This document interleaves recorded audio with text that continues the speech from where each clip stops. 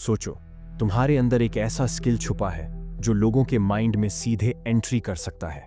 ऐसा नहीं कि तुम कोई मैजिक ट्रिक दिखाओगे या कोई जादुई शब्द बोल दोगे, बल्कि तुम्हारा अंदाज, तुम्हारी सोच और तुम्हारी प्रेजेंस ही लोगों को इंप्रेस करने पर मजबूर कर देगी।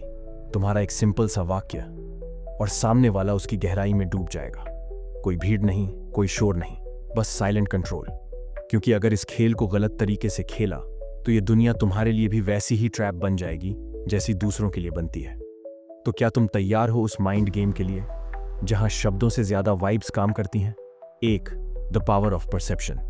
इंसान वो नहीं देखता जो असल में है, वो देखता है जो उसे दिखाया जाता है। ये दुनिया एक बड़ी सी स्टेज है और हर इंसान उस स्टेज पर अपनी इमेज बनाता है। तुम चाहे जैसे भी हो, सामने वाला तुम्हें वैसे ही जज करेगा जैसे तुम खुद को प्रोजेक्ट करोगे। लोग तुम्हारी रियल क्वालिटी नहीं, तुम्हारी दिखाई गई इमेज पर भरोसा करते हैं। और यही है सबसे बड़ा माइंड कंट्रोल गेम, दी परसेप्शन ट्रैप। जब तुम खुद को ऐसे प्रोजेक्ट करते हो जैसे तुम स्पेशल हो, वैल्यूबल हो, तो लोग वैसा ही मानने लगते हैं। इंसान का माइंड भीड़ के फैसले को सच मानता है। अगर 10 लोग तुम्हारे बारे में अच्छा बोल रहे हैं तो 11वां इंसान खुद ही मान लेगा कि तुम वैल्यू रखते हो। स्मार्ट लोग इस गेम को ऐसे खेलते हैं कि कभी खुद को हाइप नहीं करते, वो माहौल को हाइप करने देते हैं। फेक फॉलोअर्स, उधार का स्टेटस, चमकती इमेज, ये सब वो हथियार हैं जो दुनिया को ये यकीन दिलाते हैं कि तुम वाकई में वैल्यू रखते हो। पर असली चालाक वो है जो कभी खुद की ब्रांडिंग खुद नहीं करता, वो लोगों को अपने बारे में बात करने देता है।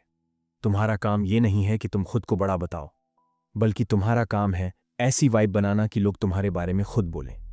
भीड़ तुम्हारे पीछे भागे, तुम्हारे कहे को फॉलो करे। ये तभी मुमकिन है जब तुम भीड़ के लिए नहीं, अपने लिए जीते हो।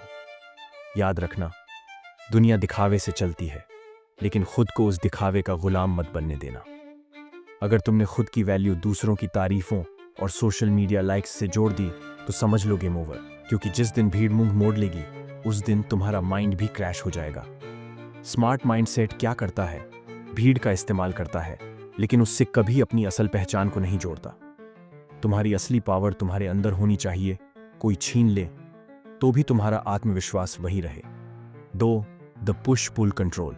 अगर इंसान को किसी चीज से जोड़ना है तो उसे उसकी आदत में बदल दो, और आदत बनती है कभी पास लाने और कभी दूर ले जाने से। पुश पुल एक ऐसा माइंड ट्रिक है जो सामने वाले के माइंड को हाईजैक कर लेता है बिना उसे एहसास हुए। कभी इतना इंटरेस्ट दिखाओ कि उसे लगे तुम सिर्फ उसके लिए हो, और अगले ही पल बिल्कुल कोल्ड हो जाओ जैसे उसकी कोई अहमियत ही नहीं। इससे उसके अंदर एक माइंड गेम शुरू होगा। अभी तो ये मेरी तरफ था, अब अचानक दूर क्यों हो गया? ये कंफ्यूजन उसके अंदर की जिज्ञासा को जगाएगा, और जिज्ञासा इंसान को बेचैन बना देती है। वो हर बार तुम्हें समझने की कोशिश करेगा, और हर कोशिश में वो तुम्हारे जाल में और फंसता जाएगा। पुश पुल में मास्टर वही बनता है जो कभी सामने वाले को पूरा नहीं मिलता, कभी 70%, कभी 30%, कभी 0%, और सामने वाला हर बार सोचता रहेगा शायद अगली बार ये पूरी तरह से मेरा हो जाएगा, पर अगली बार भी वो अधूरापन बरकरार रहेगा। यही वो साइकोलॉजी है जो इंसान को दीवाना बना देती है। ये सिर्फ रिलेशनशिप में नहीं, बिजनेस, फ्रेंडशिप, हर जगह काम करती है। स्मार्ट माइंड ये जानता है कि जब सामने वाला अटेंशन मांग रहा हो तब दूर जाना है, और जब वो दूर होने लगे तब उसे वापस खींच लेना है। अब इसे तोड़ने का असली तरीका, पुश पुल का असर तभी होता है जब तुम रिएक्ट करते हो। जो इंसान अपने इमोशंस को कंट्रोल कर लेता है वो कभी इस गेम में नहीं फंसता। अगर कोई तुम्हें इग्नोर करता है, कोल्ड हो जाता है, तो तुम पैनिक मत करो। बस एक ही फॉर्मूला याद रखो, मिरर दी एनर्जी। जितना वो दूर जाएगा तुम भी उतना ही दूर चले जाओ।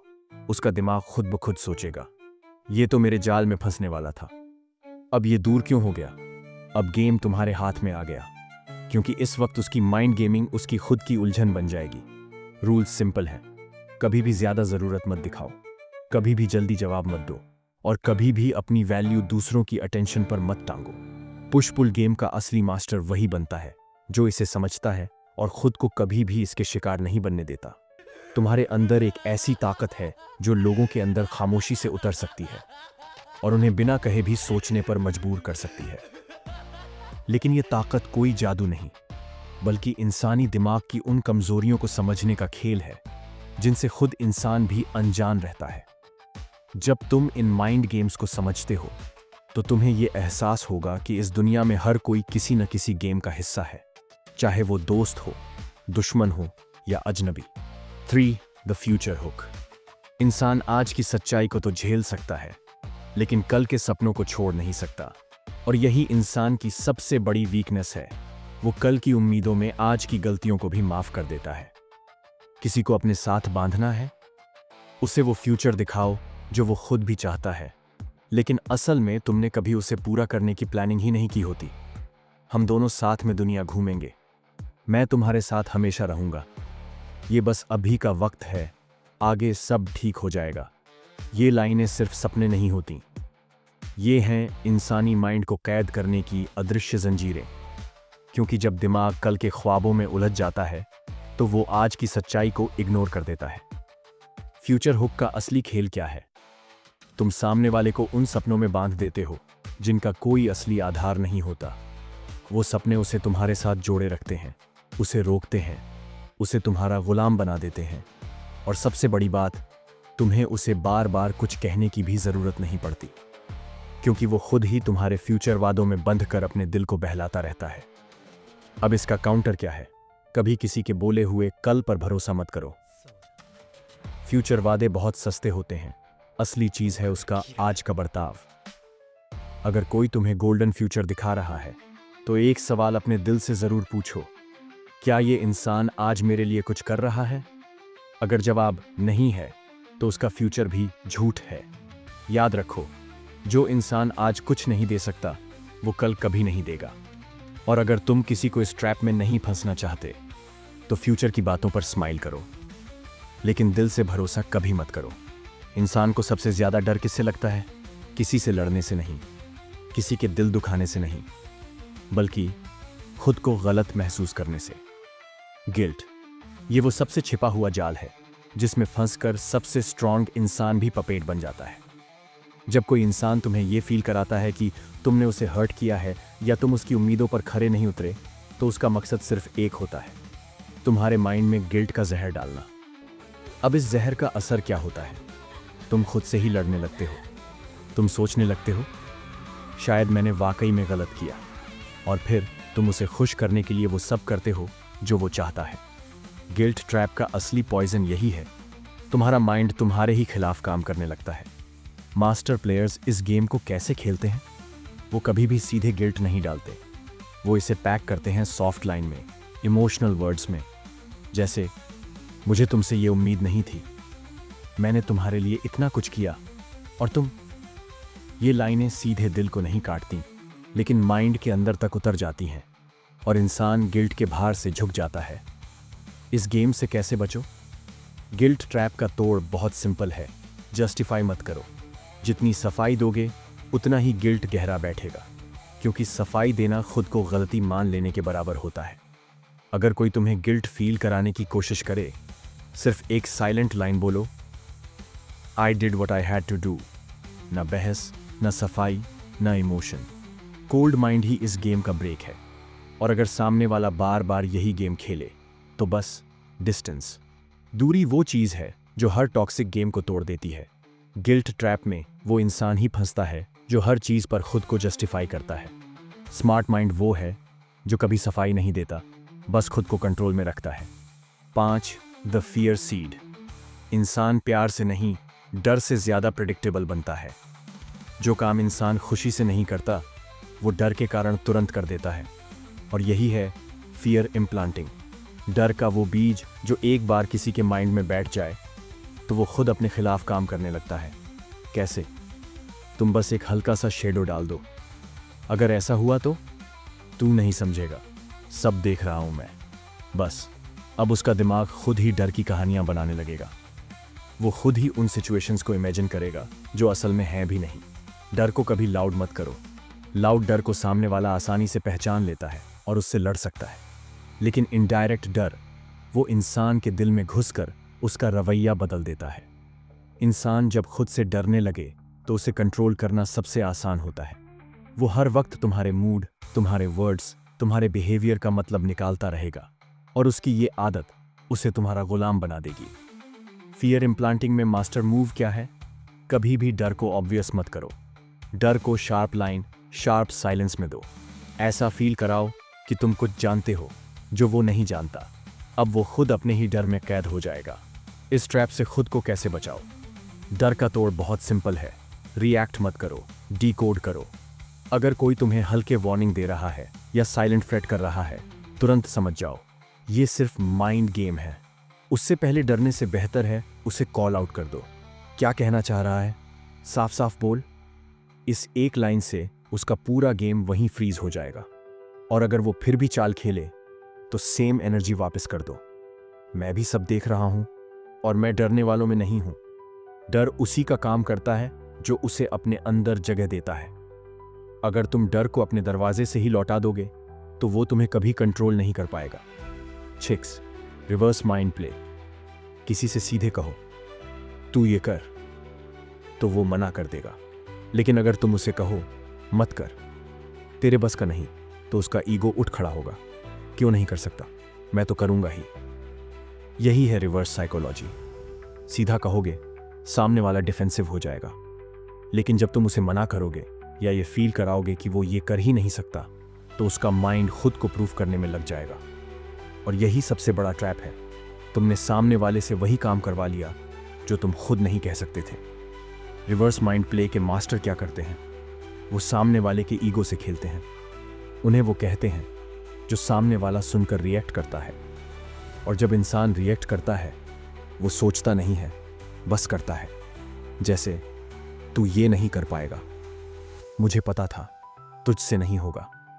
बस अब सामने वाला चाहे खुद के नुकसान की तरफ भी जा रहा हो, वो करेगा जरूर। अब इसका तोड़ क्या है? रिवर्स माइंड गेम का सबसे मजबूत काउंटर है रिएक्शन पॉज। जब कोई तुम्हें उकसाए, तुम्हारे ईगो को छेड़े, तो उस वक्त रिएक्ट मत करो। पहले 1 सेकंड का गैप लो। माइंड में खुद से पूछो, क्या मैं सच में ये करना चाहता हूं या सिर्फ अपने ईगो के लिए कर रहा हूं? और फिर या तो उसे साइलेंस में छोड़ दो या कह दो, हो सकता है तू सही कह रहा है। बस अब उसका प्लान वहीं खत्म। रिवर्स प्ले को पलटने का मास्टर मूव क्या है? अगर सामने वाला यही गेम खेल रहा है तो उससे कहो तू क्यों नहीं कर लेता। अब गेम पलट गया। उसका माइंड वहीं रुक जाएगा क्योंकि वो खुद ये उम्मीद नहीं कर रहा था। रूल्स याद रखो, कोई भी इंसान तुम्हें ट्रिगर तभी कर सकता है जब तुम खुद को प्रूव करने के चक्कर में फंस जाओ। ट्रिगर मत हो, खुद ट्रिगर बनो। 7. Value impact. इंसान हमेशा उसकी वैल्यू से देखा जाता है, पर असली गेम वहीं शुरू होता है जब कोई अपनी वैल्यू को खुद डिफाइन करना सीख जाता है। दुनिया तुम्हें उतना ही इंपॉर्टेंस देगी जितना तुम खुद अपनी वैल्यू को प्रोजेक्ट करोगे। और यही है वैल्यू लेवरेज।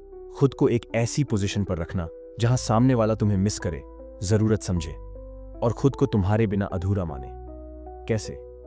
तुम हमेशा अवेलेबल मत रहो, हर वक्त रिस्पॉन्सिव मत बनो। अपनी प्रेजेंस को लिमिटेड रखो, लेकिन उसका इम्पैक्ट ऐसा हो कि वो हर वक्त फील हो। क्योंकि जो चीज़ आसानी से मिलती है उसकी कद्र कोई नहीं करता। जब तुम खुद को एक लिमिटेड एडिशन बना लेते हो, लोग तुम्हें पाने के लिए एक्स्ट्रा एफर्ट डालने लगते हैं। मास्टर मूव क्या है? कभी भी खुद को डिस्काउंट वर्जन मत बनाओ। अगर सामने वाला तुम्हें हल्के में ले तो खुद को उससे दूर कर दो। अपनी प्रेजेंस को इतनी स्ट्रांग बनाओ कि तुम्हारे ना होने से सामने वाला उसे मिस करे। वैल्यू लेवरेज का असली गेम क्या है? तुम्हारे बिना सामने वाले को अपना नुकसान महसूस होने लगे। इस ट्रैप का तोड़ क्या है? अगर कोई तुम्हारे साथ यही गेम खेले, कभी अवेलेबल हो, कभी गायब, तुम्हें उस फील में घसीटे कि तुम उसके बिना अधूरे हो, तो याद रखो, कोई भी इंसान तुम्हारी वैल्यू डिफाइन नहीं कर सकता। अपना स्टैंड लो। कभी किसी को यह मत दिखाओ कि तुम्हारी वर्थ उसके बिहेवियर पर डिपेंड करती है, क्योंकि वैल्यू वो चीज है जो खुद से शुरू होती है, दूसरों से नहीं। 8. Silent domination. कभी सोचा है सबसे ताकतवर कंट्रोल क्या है? वो नहीं जो तुम्हें डरा दे, या वो नहीं जो तुम्हें झांसे में फंसा दे, बल्कि वो है जो तुम्हें ऐसा फील कराए कि ये सब तुम्हारी ही चॉइस है। यही है साइलेंट डोमिनेशन। जब सामने वाला तुम्हारे माइंड को इस कदर रीड कर लेता है कि वो बिना बोले, बिना इशारा किए भी तुम्हारे बिहेवियर को कंट्रोल करता है। कैसे?